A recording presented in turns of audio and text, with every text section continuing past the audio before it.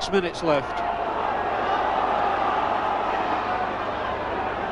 Sterling, again it'll be towards Chapman, headed out, and now McAllister back from Strachan. Here's Strachan again! Have you ever seen a better goal? And have you ever seen one better timed? And Gordon Strachan, with his 18th goal of this memorable season at Ellen Road, may well have struck the richest goal of his career.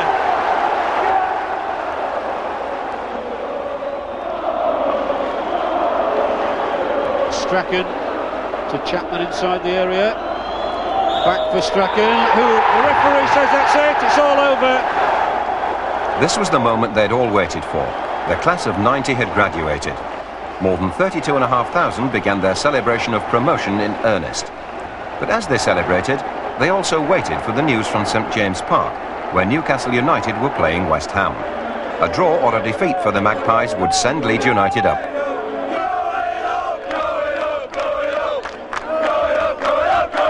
Vinnie Jones broke the news that everyone wanted to hear. It produced spontaneous joy. The Hammers had led at the interval and then denied Newcastle victory. It was a draw. Exactly the right result for Leeds. Or was it? Is that confirmed? Is that confirmed? John Helm's caution was well advised. Newcastle had won and stayed right in the hunt. This momentous season would now go to the very last Saturday.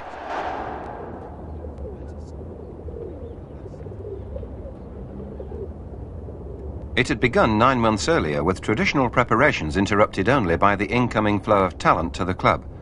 Big cheques were dispatched to bring Mel Sterling from Rangers, John Hendry from Newcastle, and the often controversial Vinnie Jones from Wimbledon.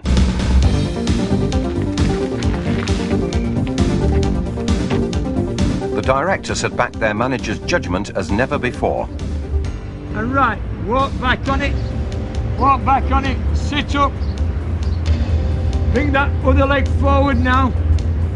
Chief Scout Ian McFarlane had advice for Vinnie Jones, but couldn't help him overcome the injury that denied him his debut. Then the manager chose his leader. It was a masterstroke.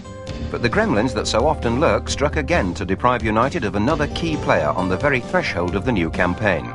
Chris Fairclough joined Vinnie Jones on the treatment table, but hopes were still riding high. They were quickly dashed as Mick Quinn wrote his own chapter in Geordie folklore. He scored 4 of the 5 goals Leeds conceded on the opening day.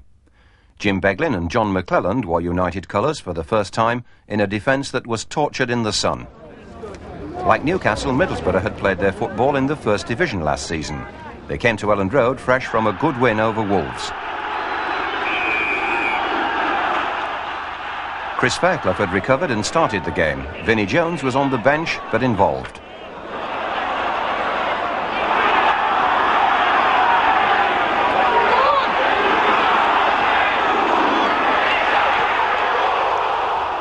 John Hendry went close in an early attack. Bobby Davison even closer. He'd scored in the opener and now made it 2-in-2 with a precise finish.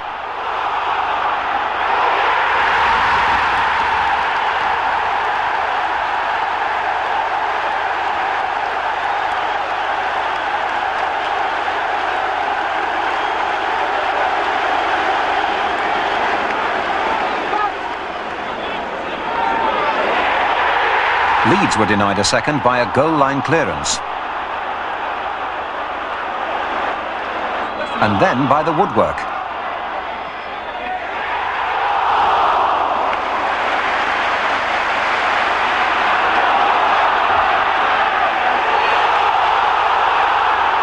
United piled on the pressure. But then surprisingly conceded the equaliser.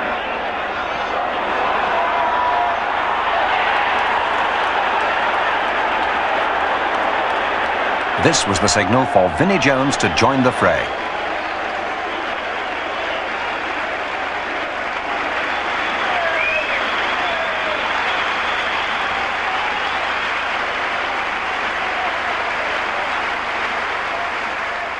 Jones immediately became a cult figure with the fans. But if anyone expected him to continue his aggressive, no-nonsense style, which suggested a lack of finesse, they would be pleasantly surprised as the season unfolded.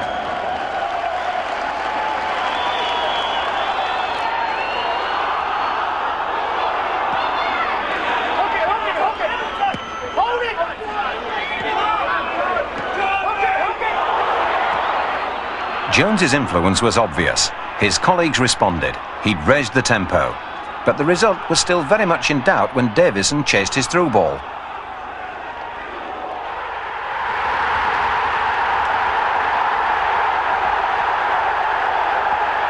The lead striker never reached the pass.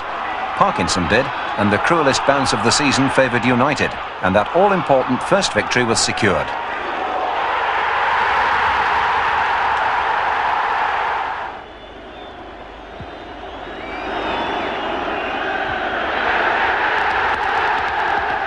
Bruce Rioch accepted defeat in courteous fashion.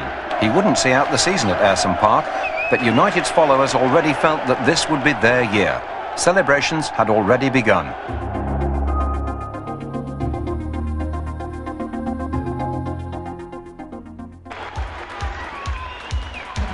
United's next opponents, Blackburn Rovers, were the nearly men of the second division. Beaten in consecutive playoff matches, they came to Leeds fancying their chances of making it third time lucky. Once more, Vinnie Jones was named as substitute.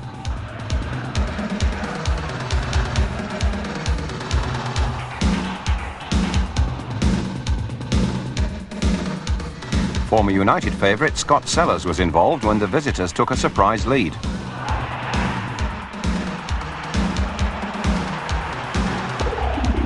Mervyn Day, like his opposite number Terry Geno, had seen plenty of action in a long career. This latest lapse left him frustrated, on the point of anger.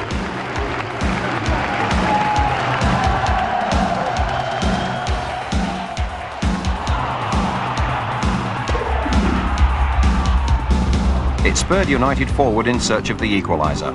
It meant a busy afternoon for Geno.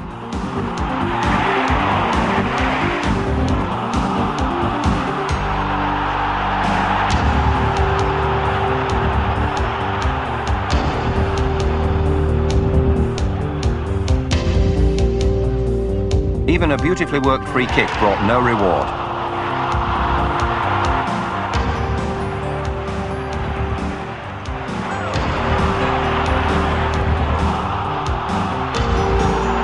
Blackburn stayed in front and found themselves denied a second only by an offside flag.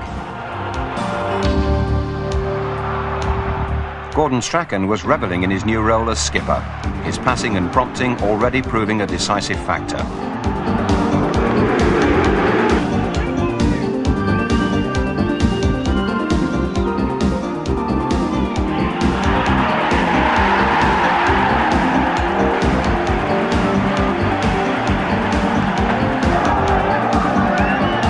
He started the move and then took the corner. Fairclough soared to head home, and the relief was evident all around the ground.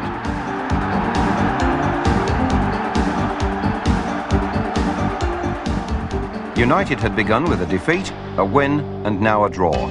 But signs indicated better things to come, given patience.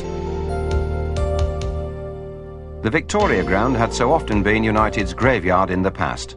Strachan's first goal of the season secured a point and buried the ghost.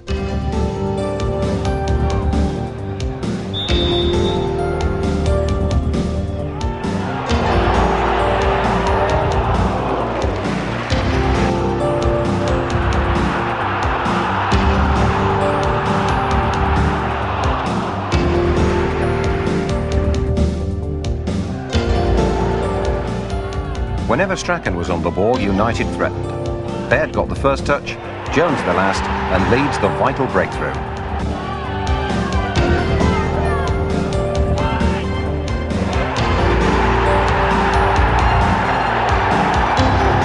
It was Vinnie's first goal for the club, and he milked the applause to the full, sharing his joy with his adoring public and teammates alike. Only the celebratory cigar was missing.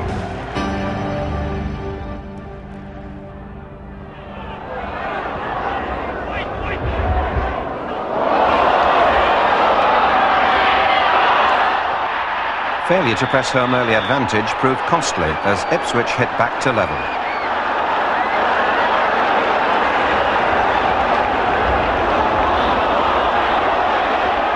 John Walk had displayed all the skills of one so well experienced.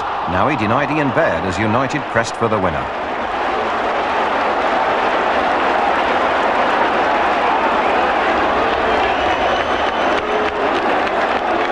A third consecutive draw was hardly promotion form.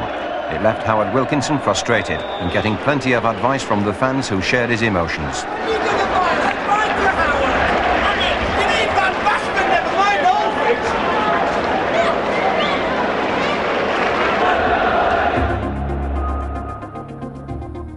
Nevertheless, United hit back to take maximum points in the Boothferry Park derby. Bobby Davison made sure, but the goal credit went to Ian Baird.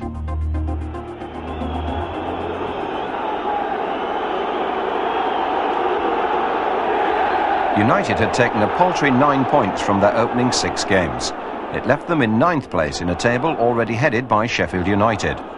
Their indifferent start was reflected in the lowest gate of the season at Elland Road, 21,694.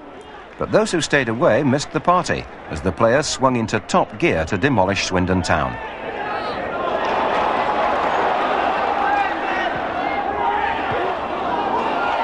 The familiar pattern of early pressure from Leeds was emerging. Swindon struggled to hold the darting Hendry, and the first serious decision for referee George Courtney was to award Leeds a penalty.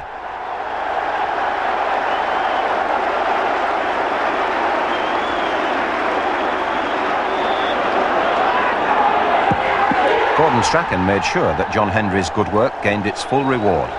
He was to prove lethal from the spot throughout the season. Against Swindon, he gave the confidence boost of an early goal. John Hendry was playing some inspired stuff. He was appended for the first and now made the second with an exquisite turn and a powerful shot. Again, the scorer was Strachan, alert and accurate, and with a header too.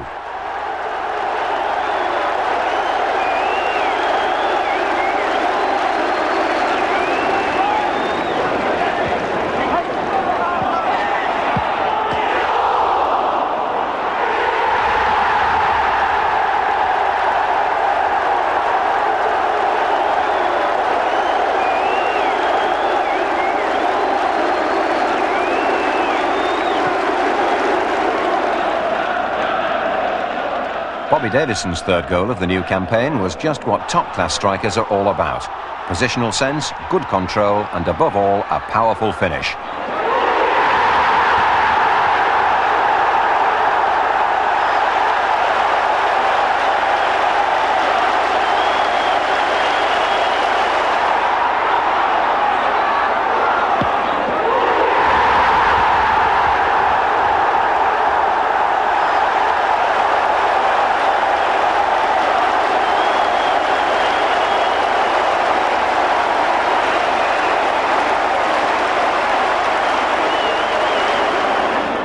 Swindon were well sunk by now, but Captain Marvellous had to have the final word. His toe-poke brought a well-earned hat-trick and, even more importantly, 3 valuable points. The march towards the top of the table was on.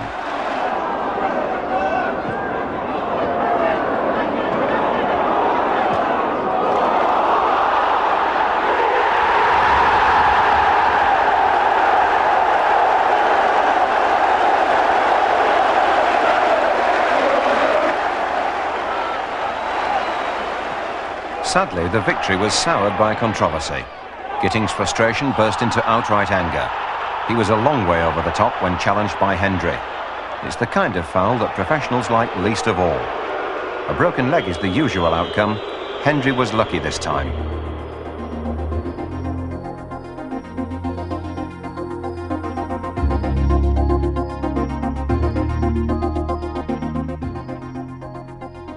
The Leeds winger's afternoon was over, and so was that of the Swindon defender.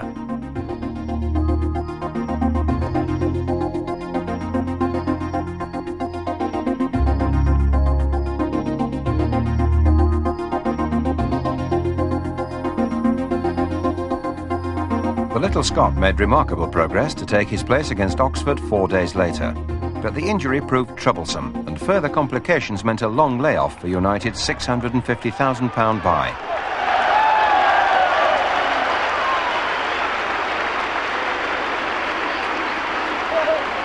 United moved to within 3 points of the leaders after their Swindon stroll, and the visit of Oxford was not expected to halt their progress over much. Strachan's early free kick caused panic among the Dons. His corner provided the first clear-cut chance, And with striker Bobby Davison in razor-sharp form, the resulting goal surprised no one.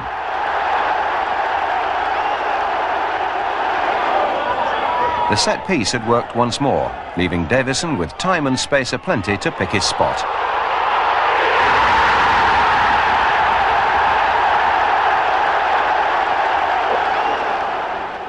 Six men in the Oxford War. Strachan with Whitlow.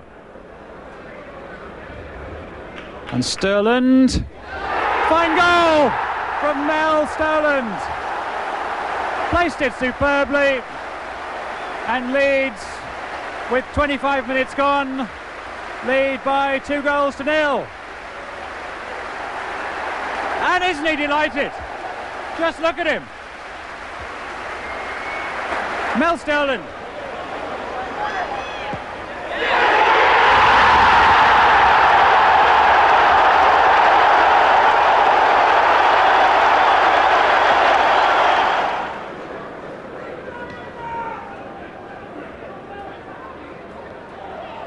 Foyle holding off, had it well to Steen. Sterling with him. Mark Steen, worth a try. Good effort. Fine goal from Mark Steen. That's his first goal for Oxford. Came from Queen's Park Rangers earlier in the month. And Oxford are very much back in the game. United reacted in champion style when their lead was threatened. Their top scorer had the Oxford defenders and especially goalie Alan Judge at full stretch all evening. The defenders, though, weren't about to let him in with the keeper again.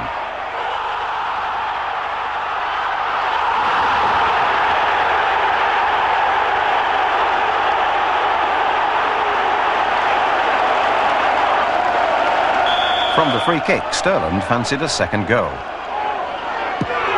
If anyone doubts the power of his shooting, just have a word with Alan Judge.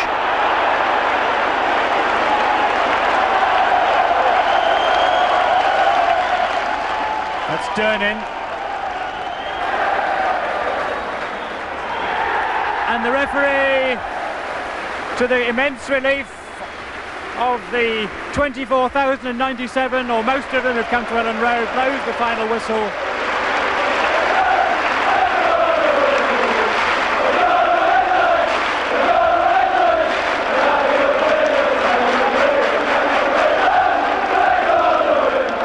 Leeds were gaining new admirers as their impressive run began to take shape.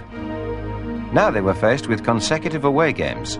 First they travelled to Port Vale, but for the first time in 9 games they failed to find the net. They only managed one effort that counted at Upton Park, but it was enough to lift victory, and it proved a personal high for bad boy Vinny. His return to the capital was a triumphant one. His new image and his shooting boots were both out of the top drawer. Howard Wilkinson, meanwhile, was reeling after stinging criticism of his side from the London press. Hating Leeds in print, though, began long before he came to Elland Road and will doubtless continue for many years to come in certain quarters. The league table, though, told its own story. A 9-match unbeaten run had taken United into 3rd, trailing Sunderland only on goal difference.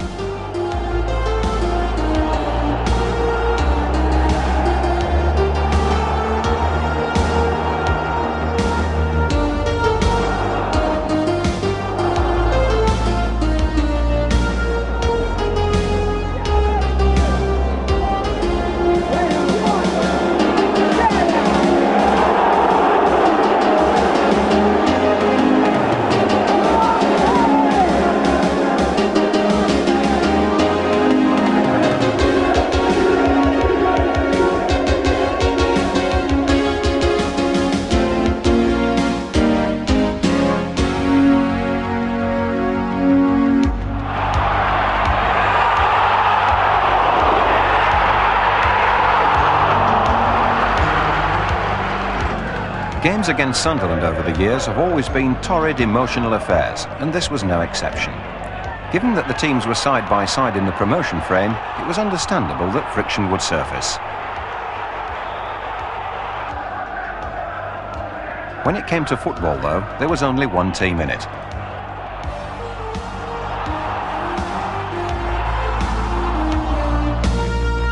Again, a set piece featuring Gordon Strachan, and United's movement up front so bewildered the Wearsiders that Davison was left unchallenged to power home his 5th goal in 11 games.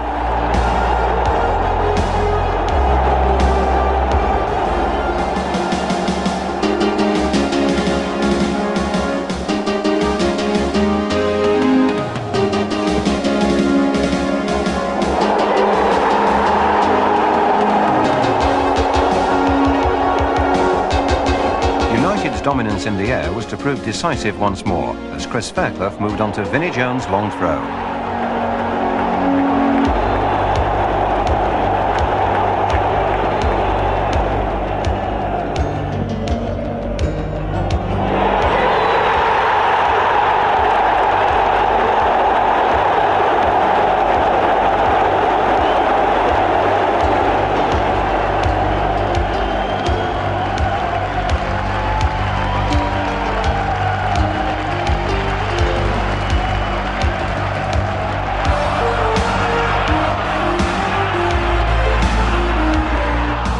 The bench often contain their innermost feelings, but not always.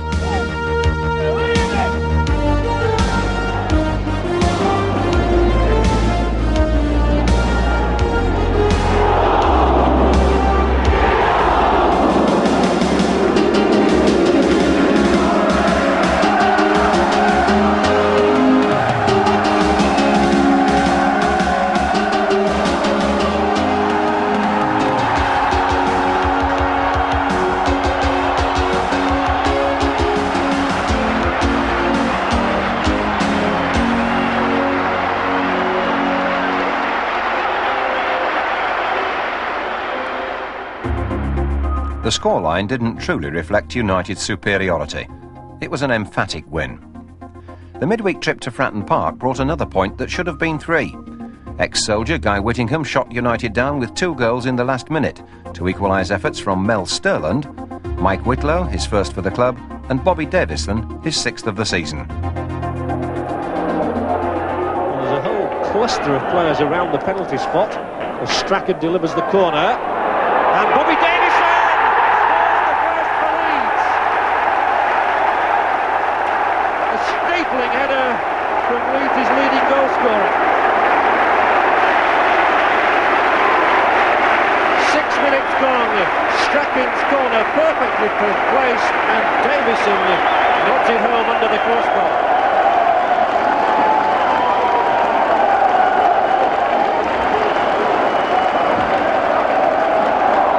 Leeds have plenty of men up, and Davison is here, and Davison scores for Leeds. What a glorious cross it was as well. Davison perfectly positioned to pounce. It's in the back of the Bradford net. The Leeds fans are ecstatic. And Bradford really punished here by the precision of David Batty's cross, the timing of Davison's jump. Tomlinson beaten all ends up. And thumbs up for Davidson, thumbs up for Leeds United.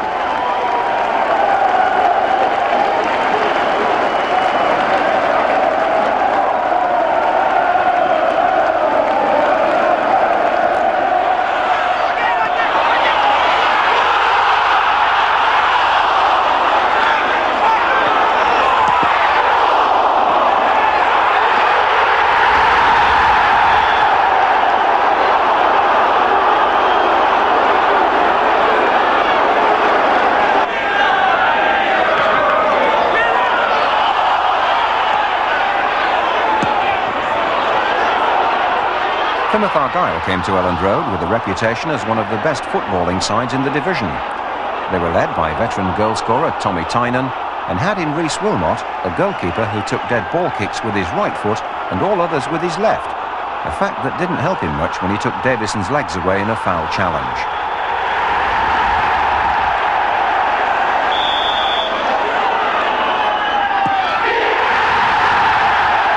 Once again, skipper Strachan was spot on, and United looked well set to continue their winning ways. Then Plymouth proved that their reputation was well earned, with a carefully fashioned equaliser from Andy Thomas.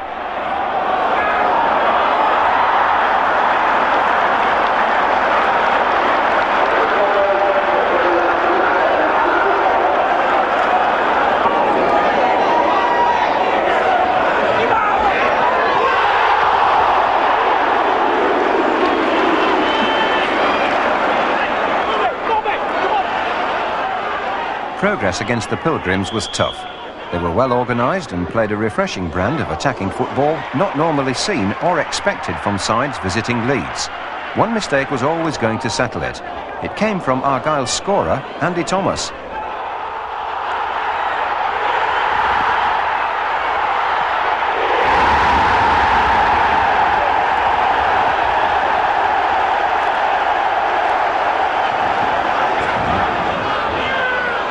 Giving the ball to Davison with a misplaced back pass is like throwing your Sunday joint to a shark. The man from South Shields gobbled up the chance to complete an amazing sequence of goals in 5 successive games. A personal landmark for him. Sadly, it was to be his last league goal until April, in a season ruined by injury.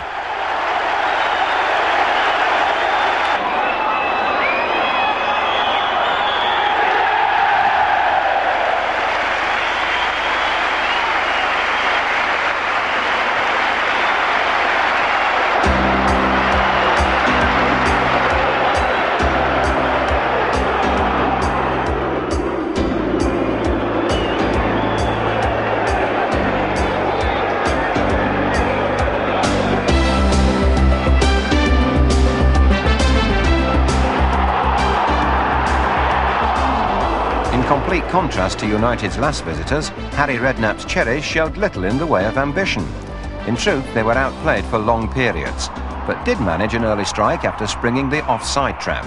Day was safe and Leeds opened out. Good ball inside the back for Sterling, the chance to cross. Hard and low, near post, the goal! And that's Ian Baird. The drought is over for Ian Baird. His 3rd goal of the season, and suddenly the slumbering giant awakens. And United move down the right side, the cross comes in, and the goal is chalked up. 29 minutes gone, United lead 1-0.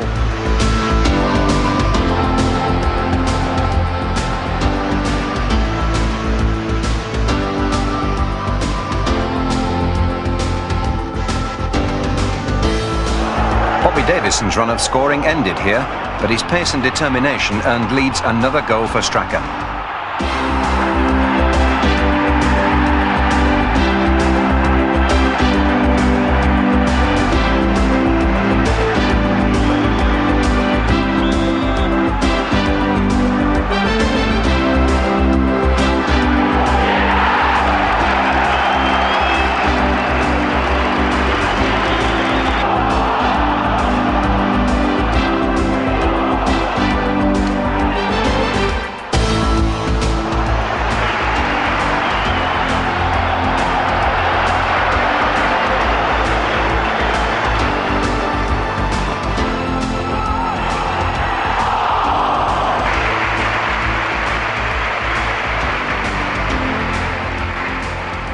Throughout the season, Chris Fairclough was to prove a valuable additional attacking weapon.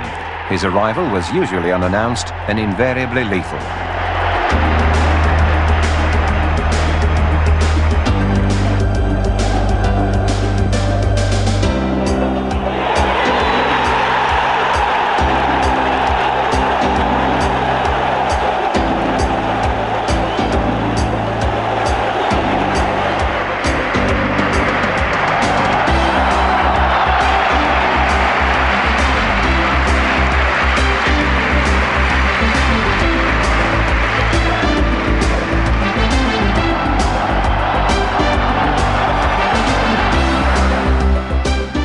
Despite Strachan's 3rd in as many games, Baird's 2nd in succession, and Andy Williams' 1st for the club, Filbert Street was to Leeds what Waterloo had been to Napoleon. Defeat contained 2 dubious goals by the home side, but the unbeaten run was over.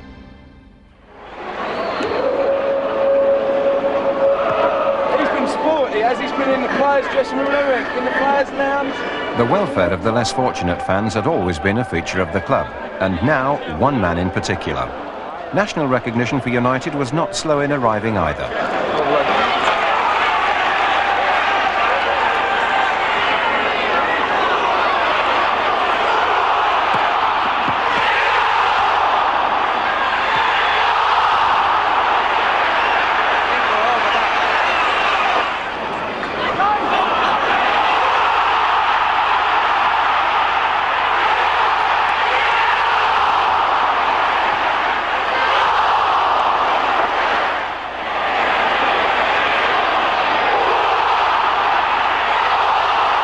Tony Curtin was recognised as one of the country's top keepers.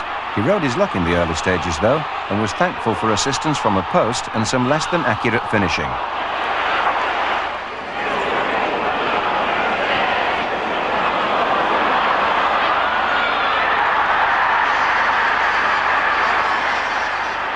For the first time since August, United had to come from behind at home.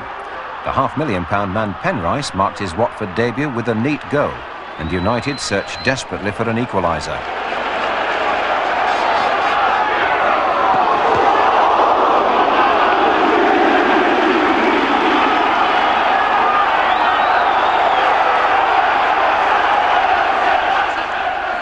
Again, it was Fairclough to the rescue with his second goal in 3 games.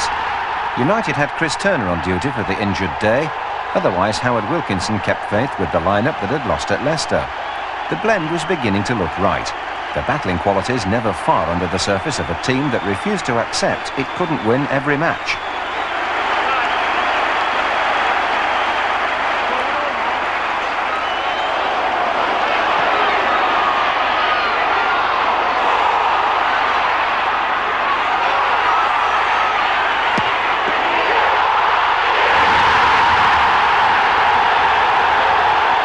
Baird's determination was typical of the side Wilkinson had moulded together. Andy Williams had arrived the previous season, the manager's first buy. He wasn't noted as a goal scorer, but now he grabbed his second in successive weeks. And what a valuable one it was. Despite Chris Fairclough's third goal in 4 games, United, in the words of their manager, lacked the desire to compete in the first 45 minutes at West Brom. It brought defeat and a demand for 92 points to guarantee promotion. The visit of Newcastle saw the ground's first 30,000-plus attendance of the season. They were looking for revenge. It's a cracking atmosphere at Ellen Road for the big match. Leeds United against Newcastle, and David Batty, one of the most important days of his life. He's 21 today and hoping to celebrate with 2 points for Leeds. It's Christensen, who strides forward. He's a good, strong runner, the Dane. Plays the ball wide. There was no challenge, and so Ranson here with the cross, and it was Blake, and now it's back in, and Day with Quinn. Quinn got up above Mervyn Day as well. Baird was up there. Strachan wanted some time. It was a good little effort from Gordon Strachan. He took it on the chest first. Will it be Dillon? Will it be Brock? It'll be Brock. And there's a clean header for Mark McGee. And they allowed him quite a lot of space, really. McGee got a powerful header in, but Mervyn Day was there. Thumps it up towards the penalty area. And a header on is from Fairclough, and here's a chance for Baird. What an excellent save by John Berridge. Well, Jim Smith was talking before the game about the intimidating Ellen Road atmosphere. That could even be why he's taken Gallagher off. Gallagher couldn't even get in Falkirk's first team 12 months ago. To be fair, he did take a bit of a knock as well, but it's Leeds attacking at the start of the second half. Baird! Oh, and Davison ends up in the net. That would have been spectacular. And now McGee to Brock. That was good football. And the cross is useful as well as Quinn tries to turn. Here's a chance. What a good save by Mervyn Day. Disappointment for Kevin Dillon because he met that sweetly. Strachan for Leeds. Switches the point of the play. Jones. Over the top. This is dangerous. Sterland. Where's the cross for Baird? What a goal for Leeds! And if anybody deserves it today, it's Ian Baird. He's given everything, and he's got everything now. Those fans are ecstatic. Sterling's cross is perfection. And so is Baird's header. Berridge did his best to keep it out, but couldn't.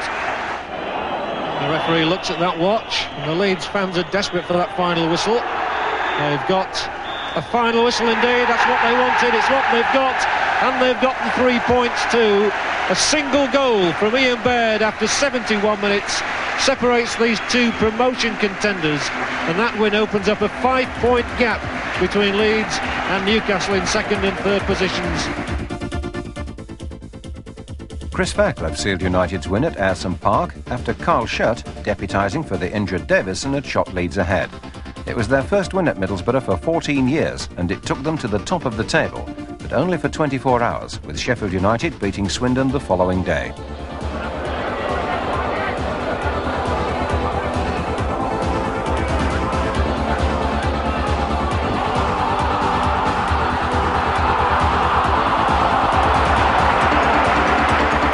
Carl Shutt retained his place in the lineup to face Brighton, and John Hendry returned for the unfortunate Andy Williams.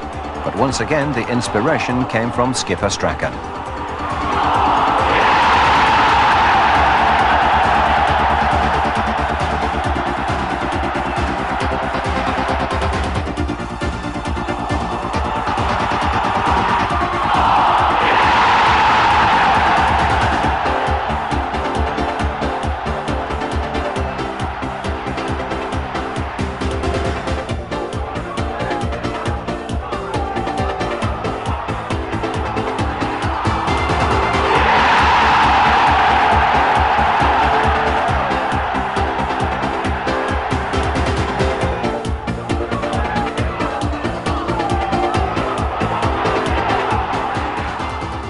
John Hendry marked his return with an opportunist goal when Brighton struggled to clear a Jones long throw.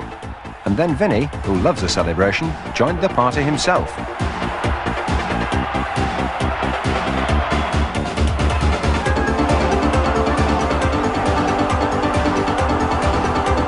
Those who said he could stop others but couldn't play himself would have to eat their words now. The Jones boy was maturing fast.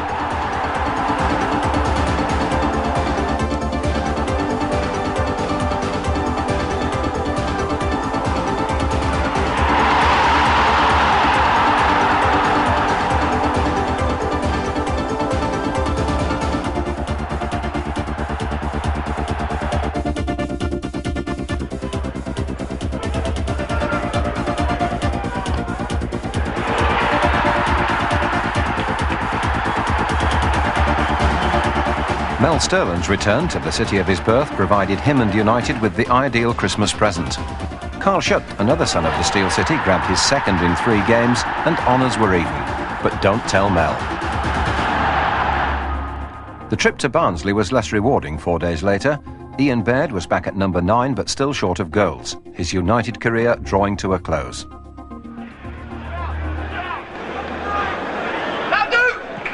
Joe Royals Oldham got the new decade off to a bad start for Leeds. Their record goalscorer Palmer was unmarked as he glanced home. Again, goals were hard to come by for United, and for one player in particular.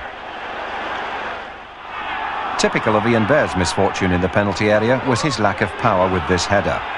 He had 5 goals to his name, but it fell short of his manager's target. He wouldn't start another league game for Leeds.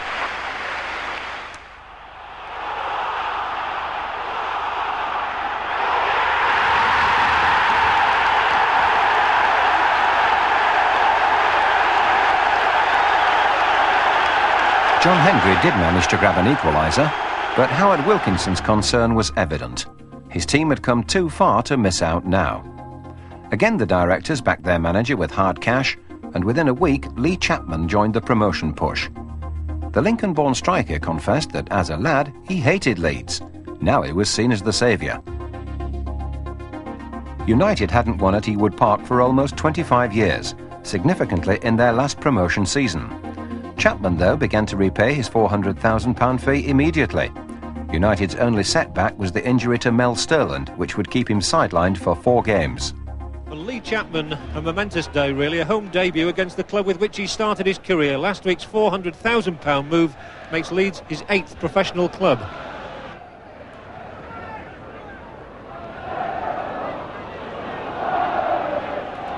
Strachan makes a darting little run behind the 2 men who were confronting Haddock. The ball's gone instead to Jones. Now it's found Strachan. He twists and turns. The best he can do is to win a corner, which he thinks about taking quickly. Leeds have 3 men up there, and it's gone beyond the goal, and it nearly went in off the defender on the line, who was Cliff Carr. Now Strachan times this pass right, and he has done. It's a great chance for Leeds. It's 2 against 1. Hendry must do it himself, plays it to Chapman, and Stoke get back. Butler took the ball off Chapman's toe. And what was Hendry thinking about, really? He should have been much more positive there. Delightful pass from Strachan. It's been on all the time, this. because of the offside trap Stoke had been playing. Perhaps the Chapman presence alongside him put him off almost, but he eventually tried to find him, and Butler got back. Again, it's left for Strachan, although Jones has stayed alongside him. Batty turns it back for Jones. Here's the cross. The keeper came and tried to get the punch in under 3 Leeds players attacking him. Hendry does well, gets round one, comes inside the second. Hendry, can he make a goal for Fairclough? What a fine stop from Fox. He re-finds Ellis, and the referee awards the penalty against Batty. So, a real blow this for Leeds United. The bottom club, Stoke City, have a penalty here for Batty's challenge on Beeston inside the penalty area. The ball was rolled forward invitingly there by Biggins, and Batty's nudging the back there of Beeston. And this could be a scoreline to reverberate around the country. Nobody would have predicted it, certainly, but if Biggins scores, this will be it. And Mervyn Day makes a splendid save. What an excellent stop. And Mervyn Day, who last week saw a penalty whiz over his crossbar at Blackburn, has to make the stop this time, but Biggins struck it well enough.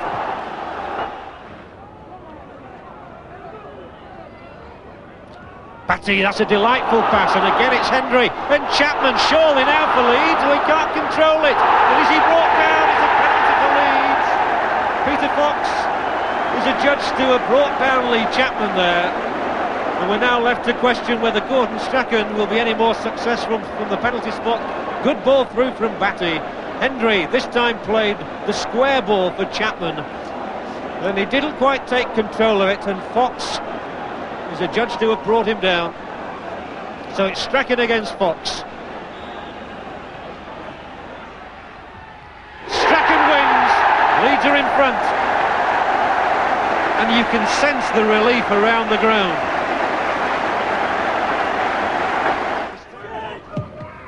Owen Whitlow, and that could fall fortuitously. Almost did for Batty. Back pass wasn't on, but Davison wins it back. Now it comes through, and Batty leads the chase out, and he's got Hendry wide on his right. He delayed a little bit. Hendry is barged over inside the penalty area. Hendry scores though. John Hendry gets the second for Leeds. Persistence really paid off there. It's not been a great afternoon for Hendry really. He had a marvellous chance in the first half. Then he could have won a penalty. He could have won one there as well, but instead he had the confidence to go on and beat Fox with an angled shot. And Leeds are 2 up. The top of the second division made great reading for Leeds fans. A superior goal difference emphasised their points advantage over all their rivals. Third place Swindon Town had been thrashed at Elland Road, but in their own backyard proved a different proposition. Controversy raged around an injury to Mike Whitlow, a setback that would all but end his season. Problems were mounting for Howard Wilkinson, but his canny recruiting now began to pay dividends.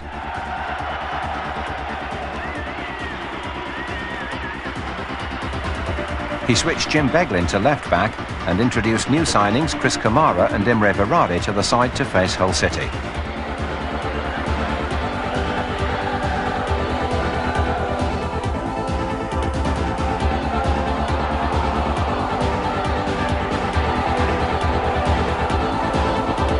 The Tigers were having a tough time at the wrong end of the table. Leeds were searching for a double over their Yorkshire rivals. The ingredients were all there for a good old-fashioned derby. However, no one could have anticipated the thrills, skills and drama to come in a match that took everyone's breath away.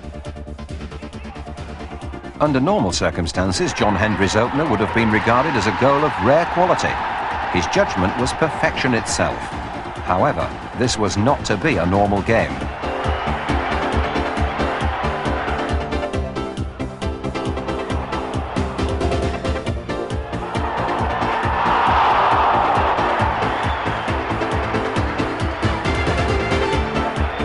With Vinnie Jones lying injured, the play switched quickly to the other end, with disastrous results for Leeds, when Peter Haddock was adjudged to have tripped Dave Bamber.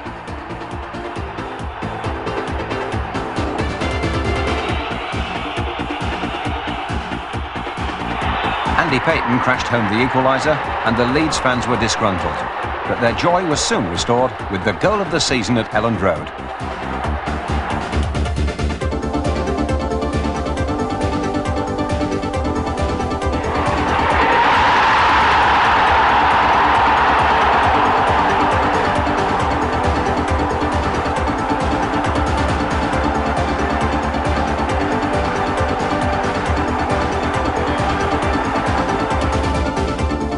The skill factor in Vinnie Jones' game, like the cream, was rising to the top.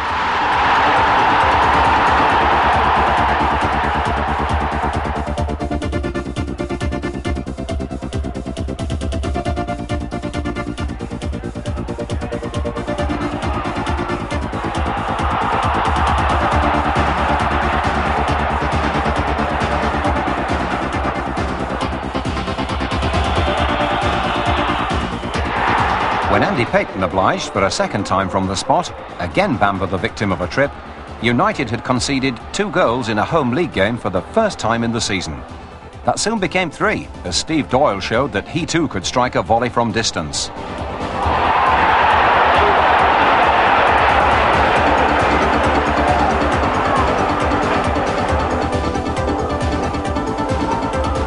Unwittingly, Jones had provided the opportunity for the Welsh international. The unbelievable had happened. Hull City were in front.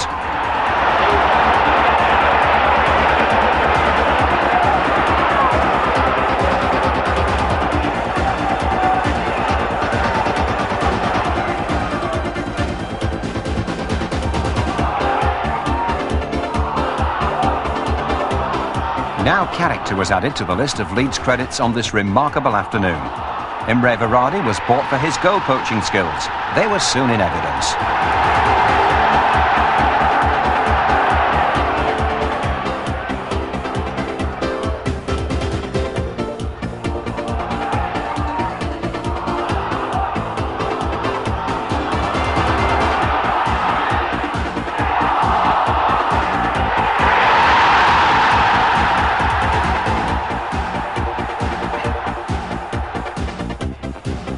With the clock ticking remorselessly away, United mounted a last desperate attack. Jones made the chance, and birthday boy Gordon Strachan made sure of the match.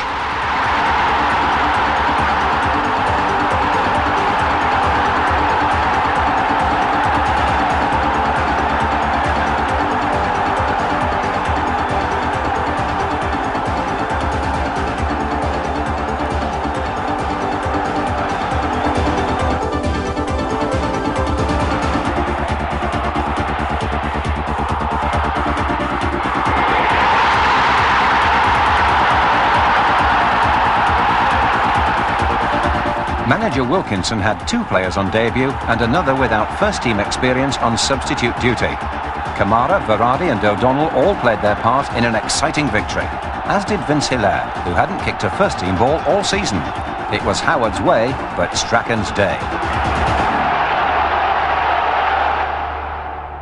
Lee Chapman was on target twice at Portman Road, but despite a late free kick from Jones that rattled the crossbar, and having led twice in the match, 1 point was the outcome from an entertaining game.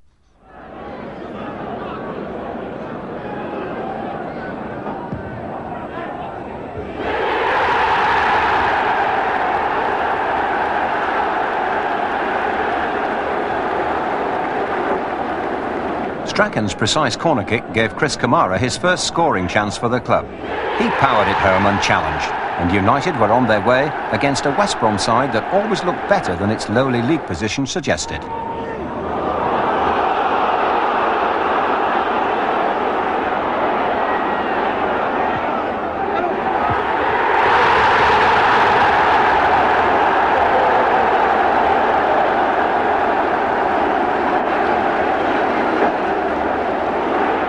Lee Chapman had really caught the scoring mood since his arrival from Forest, and when he registered his 4th goal in 6 games, the outcome seemed a formality.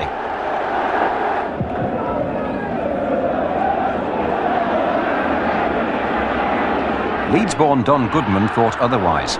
His pace and finish reduced the deficit, and despite looking offside, his equally speedy partner Kevin Bartlett completed the visitors' recovery. A 2-goal lead had evaporated as United's defence became uncharacteristically generous. It was the 10th goal they'd let in 4 matches. Mel Sterling had returned as substitute for this game, and the following week he was restored to the side for the journey to Vicarage Road. There they found Watford keeper Tony Coton in inspired form. He produced a string of impressive saves, and the single goal that settled matters went to Watford. The only highlights of this game were 2 disallowed goals, 1 from each side. Port Vale had the ball in the net before half-time. Then Leeds had their best effort ruled out in the second half.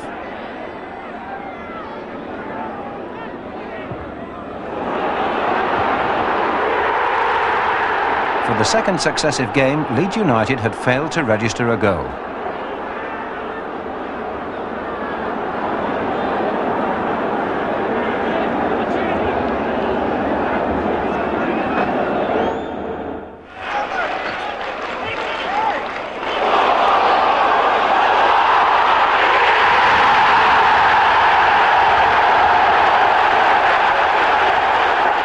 For the first 45 minutes at Oxford, the malaise of a 4-match run without a win lingered over Leeds. John Durnin sent them behind, and when Neil Simpson added a second, the critics were ready to crow.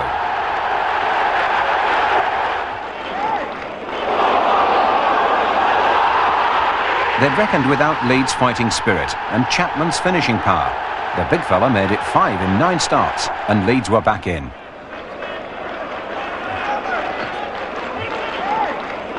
The revival continued as Berardi reminded everyone that he too was in for his goal-scoring prowess.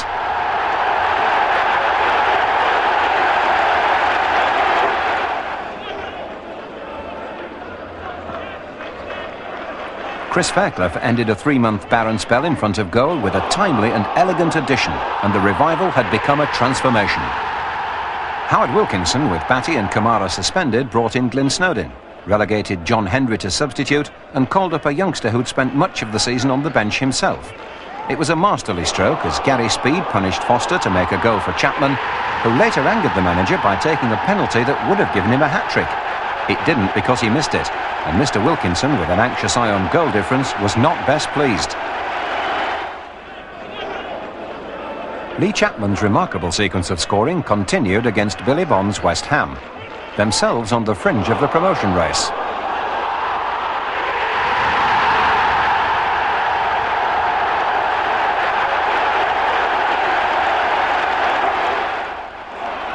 After side-footing Leeds ahead, he then climbed to drive in a header. Chapman had scored 9 times in 10 games to more than compensate for the continued injury absence of Bobby Davison.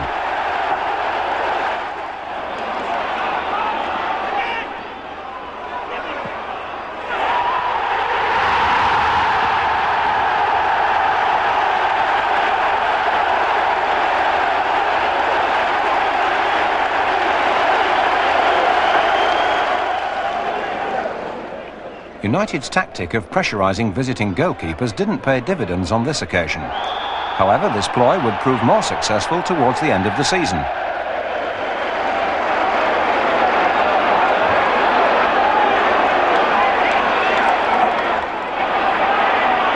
The Hammers now displayed a fighting quality not normally associated with their renowned academy style of football.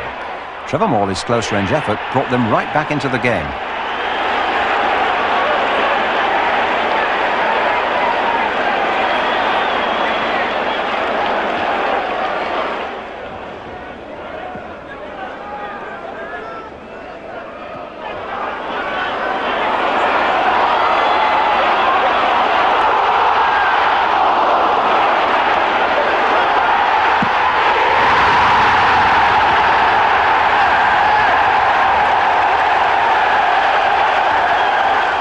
Gary Speed was revelling in a second successive outing for the first team. He ran with strength, purpose and skill to demoralise the visitors' back four. The opening for Strachan to score his 13th league goal of the season was fashioned by Speed and finished in style by his captain.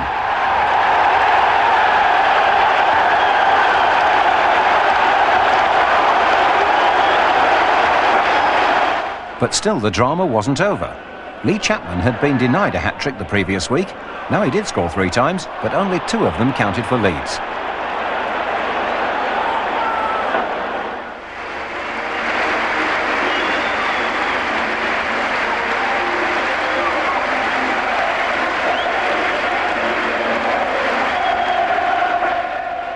Sunderland had reacted to United's Elland Road ticket allocation earlier in the season by denying Leeds fans the chance to fill Roker Park.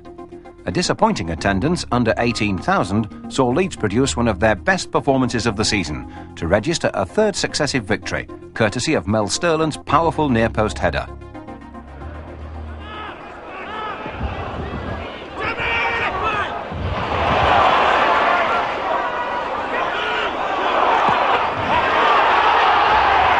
Goalkeeper Alan Knight is Portsmouth's longest-serving player, and he found plenty to do keeping Leeds at bay. Then one former Sheffield Wednesday player, Mark Chamberlain, brought down another, Mel Sterland.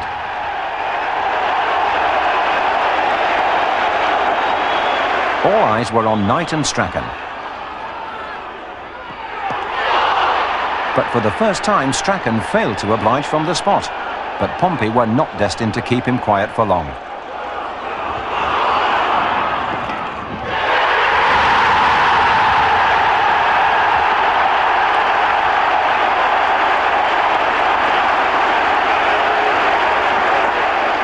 His masterly footwork set up the chance, and Vinnie Jones stroked home his 5th of the season.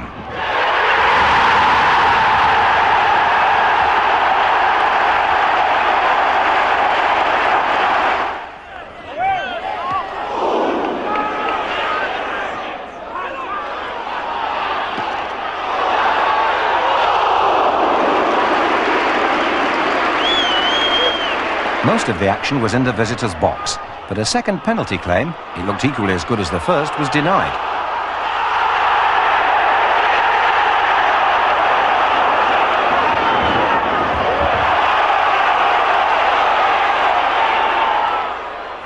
Jim Beglin was back in the side, and his elegant left foot made a clear chance for Chapman. Knight again showed his class.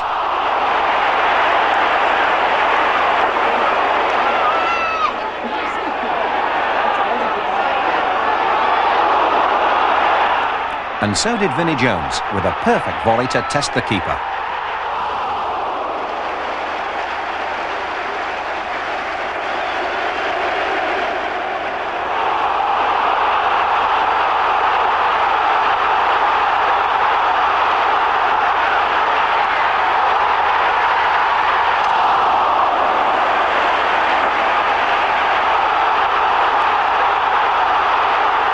Varadi's run deserved better reward, but Portsmouth were only clinging to the game by a thread now. They found that link snapped by Lee Chapman.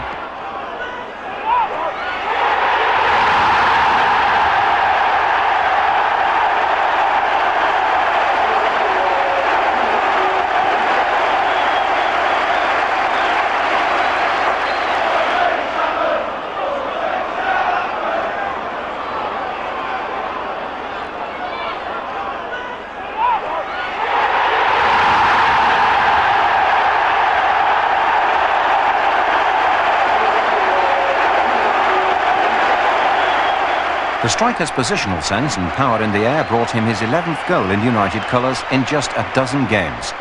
More importantly, it took the team 10 points clear with only 9 matches to play. Sheffield United's games in hand were still to be won.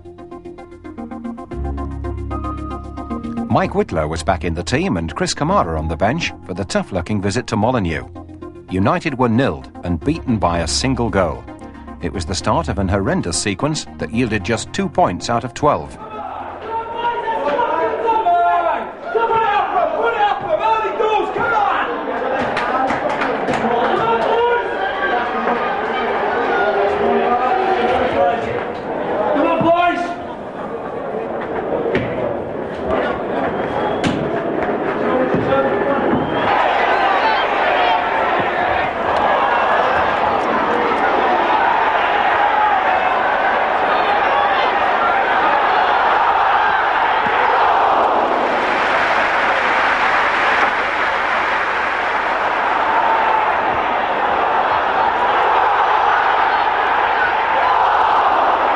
Bradford City were all but down when they came to Elland Road on the first Saturday in April.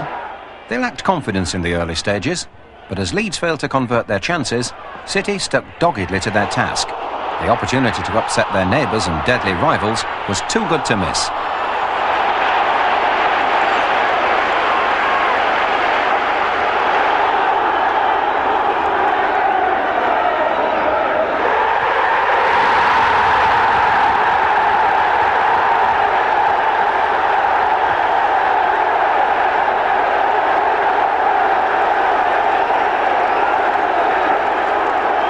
Gary Speed's first goal for the club was just reward for everything he'd done in earlier games. His positional sense and nose for a goal took him into the right place at the right time.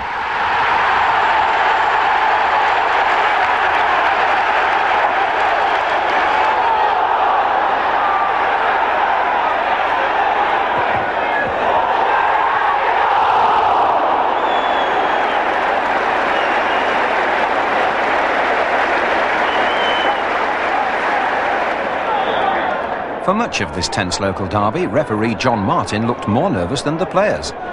His insistence on free kicks being taken from the exact spot was evident throughout. But when Gordon Strachan was caught yards offside, the official strayed from his previous standard.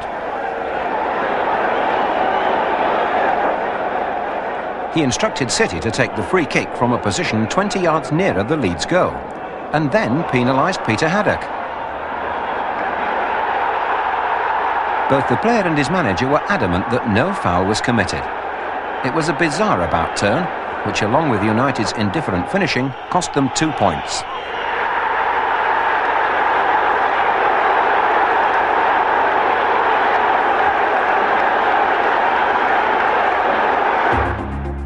Two more were surrendered at Plymouth, despite another goal from Lee Chapman.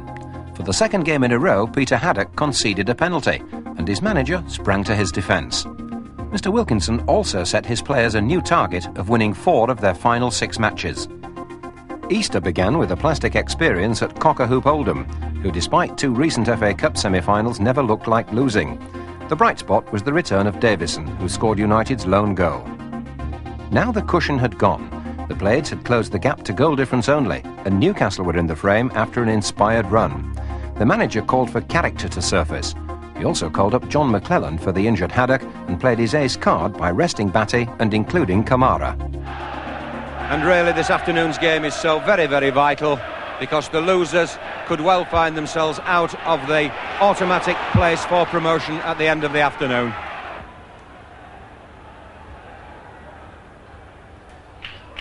Looking for Chapman, doesn't find him, and in fact Billy Whitehurst gets his head on the ball. Jones with the volley, could trouble Tracy. And he dropped the ball, the goalkeeper's dropped the ball, as Davison scored. Will Chapman score? It's still loose. 3 bites at the cherry. And somehow Sheffield United managed to keep the ball out.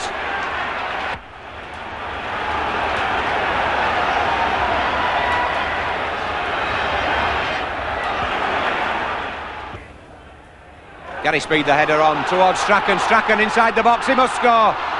Kamara, Strachan, it's 1-0. And Leeds finally get the goal. And their early players deserved that. Their early attacking players fully earned that goal. It's come on 17 minutes and it's 1-0. A fine build-up. Gordon Strachan goes past Stancliffe. A good save by Tracy and then a good stop by Stancliffe. But there was no stopping Gordon Strachan's 16th goal of the season, and United have hit the front. Tracy having an unhappy afternoon.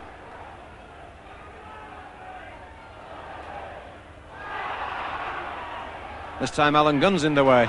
Jones to Speed, Speed a chance. If he can get inside the box, Gary Speed. He's got Chapman on the far stick and it's 2-0.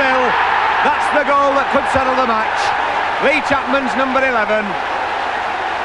For Leeds United so far since he moved from Nottingham Forest. And that's what it's all about. Once Gary Speed got away on the left side, Colin Hill, quick as he is, couldn't catch him. Speed knew exactly what he was going to do, fed the ball across, and Chapman turned it into an unguarded net. And it's now 2-0, and we now have 16 minutes left on the clock. Chapman the header inside. Davison. Just wanted that extra yard, Bobby Davison, that wasn't there for him. Very important with 4 games coming up that Davison has a full outing. He charges down Tracy's kick, and Tracy now will have to do something spectacular, and Leeds will have a penalty. Yes, indeed, and Tracy's panicked, and although the ball finishes up in the net, Leeds will have a penalty. And Tracy's had a thoroughly miserable afternoon under pressure from the Leeds players. He really panicked there, Simon Tracy, and he's walking across to Bobby Davison to have a word with him, but it won't do, because he kicked the ball against Bobby Davison, and Leeds will have a penalty, and this ought to sew things up. 8 minutes left on the clock. Strachan against Tracy, and he's tucked it away nicely. 3 goals to 0, 2 for Strachan, and you can safely say that Leeds United have now got the points. Hoists the long cross in. Dean wins the header. Jones with the half clearance. Colin Hill. Still the ball not got away by Leeds. And Kamara, what a smashing game he's had, Chris Kamara. Gives Gary Speed a run. Away goes Speed. He's got a start on them all this time. Go on, Gary Speed, get one yourself, son. And what a great goal. 4 goals to 0. And Gary Speed's really wrapped things up. But once Kamara had won that ball and cleared it down the field, it never looked like Gary Speed was going to do anything but put it in the net. He took the ball on, as Stancliffe came across, he drove the ball hard and low, and that really does complete an afternoon of misery for Sheffield United. They are well and truly beaten. And I don't need to tell you that that is the final whistle that's gone in the background. The final score, Leeds United 4, Sheffield United 0. After the crushing of their biggest rivals, Leeds were well fancied to win at the Goldstone ground, but lowly Brighton weren't in the mood to surrender.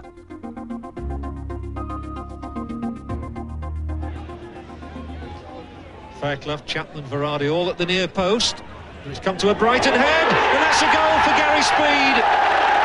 And it's taken Leeds less than 10 minutes to go in front here at Brighton. Beglin down, it could be awkward here. Bremner tries to turn, tries to set up his man, and Brighton have got their equaliser.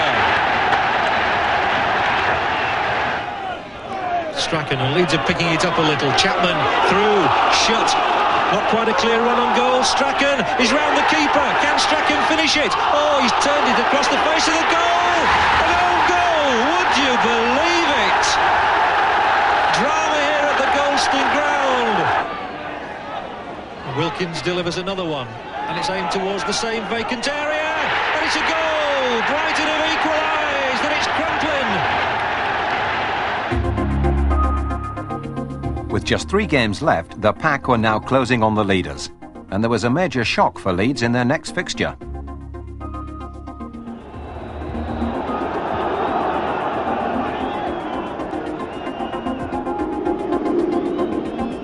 Barnsley weren't expected to give United anything but a stern test. They'd won at Oakwell in December, but had earlier lost a Zenith Data Cup tie on their own ground, and they still weren't clear of relegation. Peter Haddock was fit to resume, Chris Kamara continued in midfield, and the job of partnering Lee Chapman went to Carl Shutt.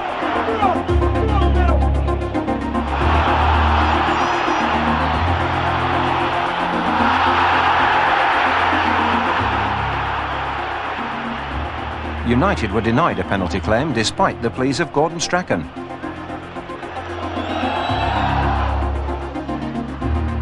Chris Fairclough's bravery proved his undoing on the half-hour. A clash of heads left the stylish defender on his knees clutching a head wound, but play continued.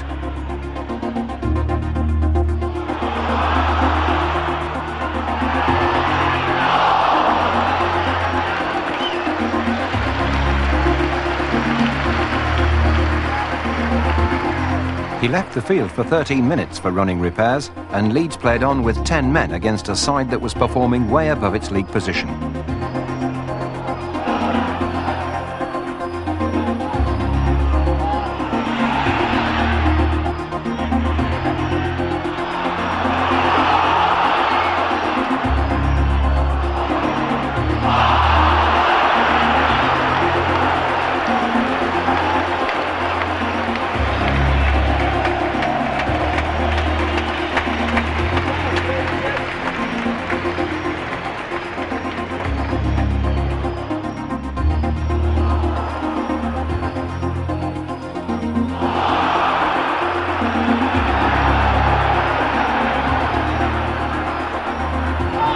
Leeds were back to full strength, but with the half-time interval imminent, there barely seemed enough time for anyone to break the deadlock. Remarkably, Fairclough, with a clutch of stitches holding his eyebrow together, soared to bury his header in the net. It was exactly the right way to end the half.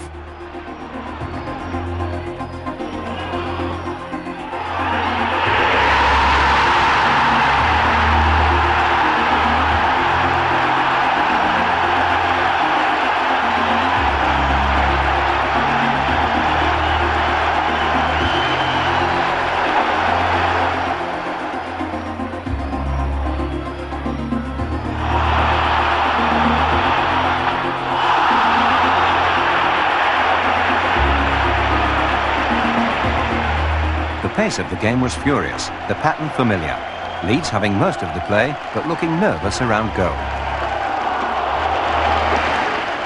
Barnsley boss Mel Machin had done his homework well, and now changed the whole outcome of the game with a double substitution. Brendan O'Connell, yeah? Brendan O'Connell.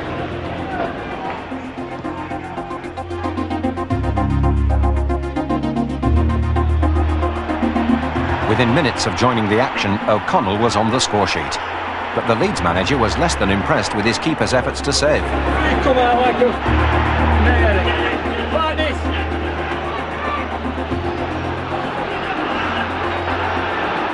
And his agony continued as another chance went begging at the other end.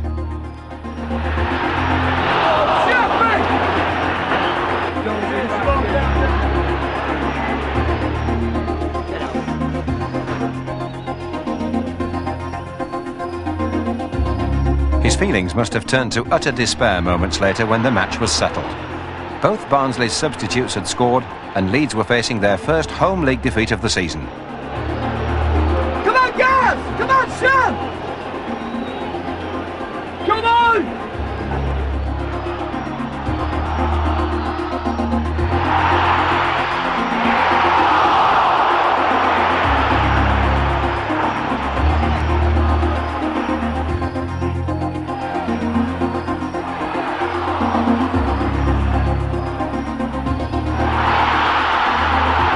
Their efforts now bordered on the desperate, coupled as they were with tiredness. They had everything to gain and everything to lose. The final lap of the promotion marathon was taking its toll, and Chapman's header against the crossbar epitomised the evening for Leeds.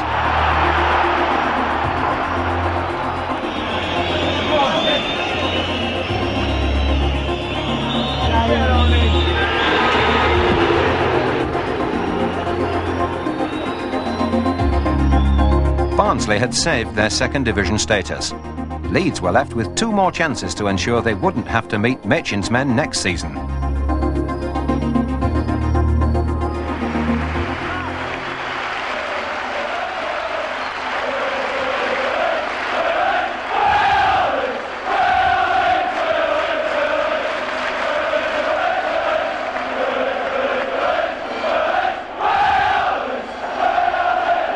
The final home league game. More than 32,500 bursting to signal not only the achievement of promotion, but the winning of the title as well. Some of what could happen depended on others, most of it on Leeds themselves.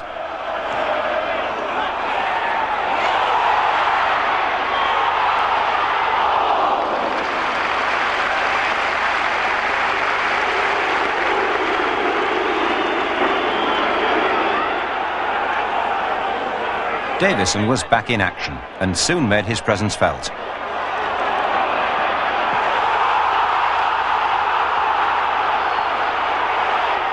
The joy and the relief was evident when Sterland's powerful effort arrowed home.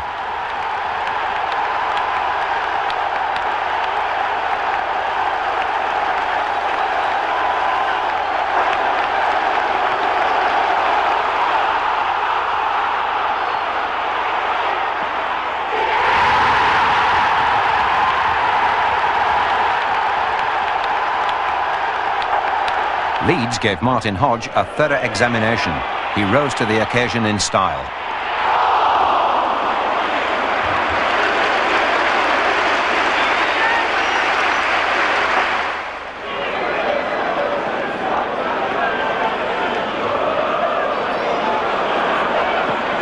Bobby Davison had missed much of the season with injury. The sharpness of autumn had left him.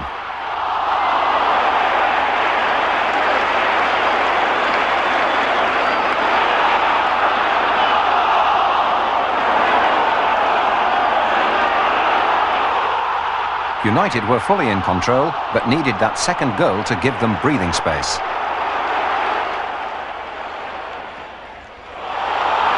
Davison ran his heart out, but the breakthrough was proving elusive.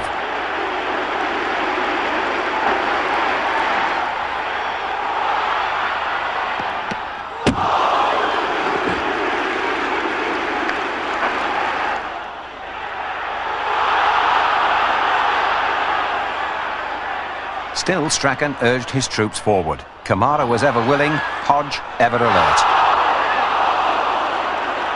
Leeds had done all the pressing, but had only that single Sterling goal to their credit. Then, as so often happens, Leicester hit back.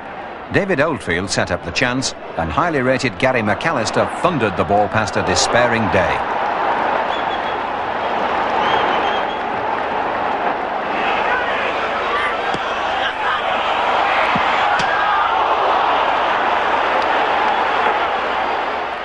Leicester were a much more confident-looking side now, and once again it was McAllister on target with another ferocious shot.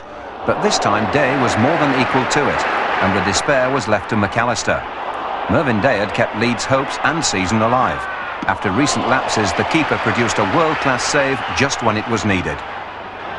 Sterling, again it'll be towards Chapman, headed out, and now McAllister back from Strachan. Here's Strachan again! Have you ever seen a better goal? And have you ever seen one better timed? And Gordon Strachan, with his 18th goal of this memorable season at Ellen Road, may well have struck the richest goal of his career. The race for the title was all down to the final 90 minutes of a pulsating season. All three candidates faced away trips. Newcastle had to win at Middlesbrough. Sheffield United had to win at Leicester. And above all, Leeds United, the team that had led the table since December, had to take maximum points at Bournemouth. History was poised to repeat itself. United's two previous post-war promotion seasons had both ended in triumph away from home.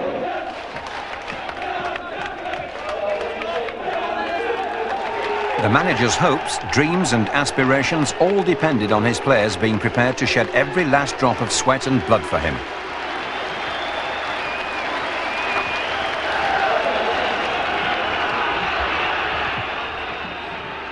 The gamble of playing Bobby Davison failed. Recurring knee problems forced him out of the game after only 6 minutes. He was replaced by the willing Carl Schutt.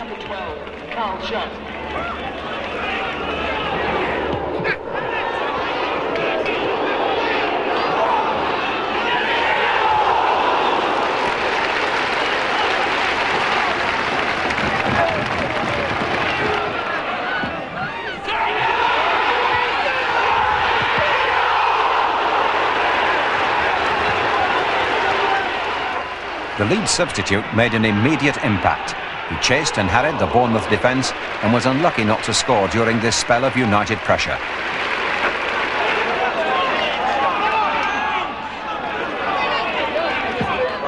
The early pace was stretching the home side, and Strachan, in the thick of things as usual, was unlucky to be denied a penalty claim. The Leeds skipper had played in every match and wasn't about to be counted out of this one. It was no time for faint hearts or flesh.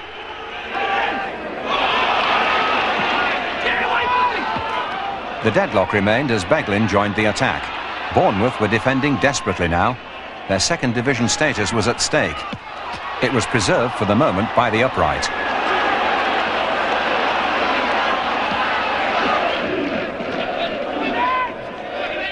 Leeds mounted unrelenting pressure, and their persistence finally paid off. It was the classic 1-2 that realised the dream and captured the title.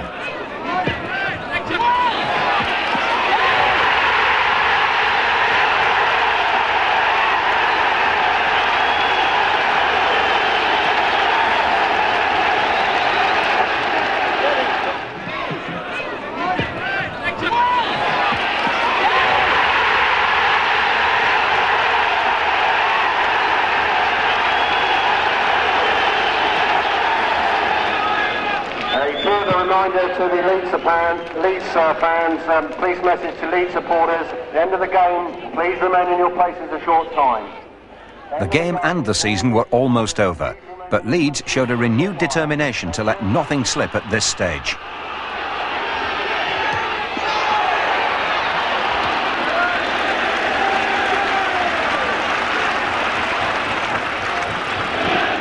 It had been a gloriously successful campaign, masterminded by Howard Wilkinson and executed by his players. Emotions had run high throughout, forging a special bond between the most loyal fans in the country and the players who'd made Leeds United the second division champions.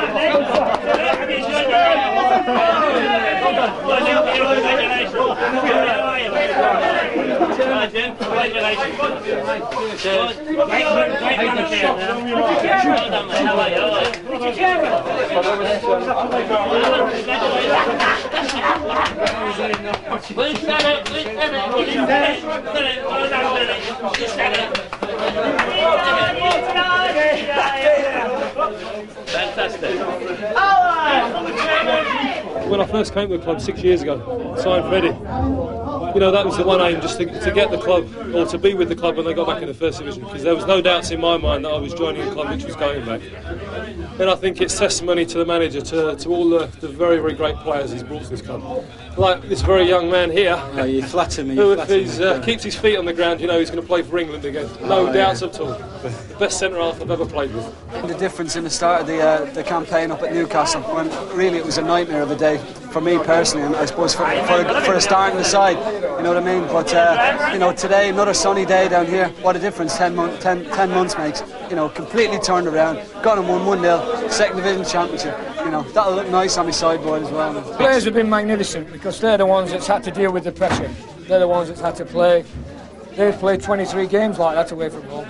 They've all been like that. We made it difficult for ourselves with a period of 4 games where we played where we try to play on other people's mistakes rather than use our own ability to score goals. Once we got back to playing braver football, it became easy again. As the saying goes, fortune favours the brave, and it has favoured us in the last couple of weeks.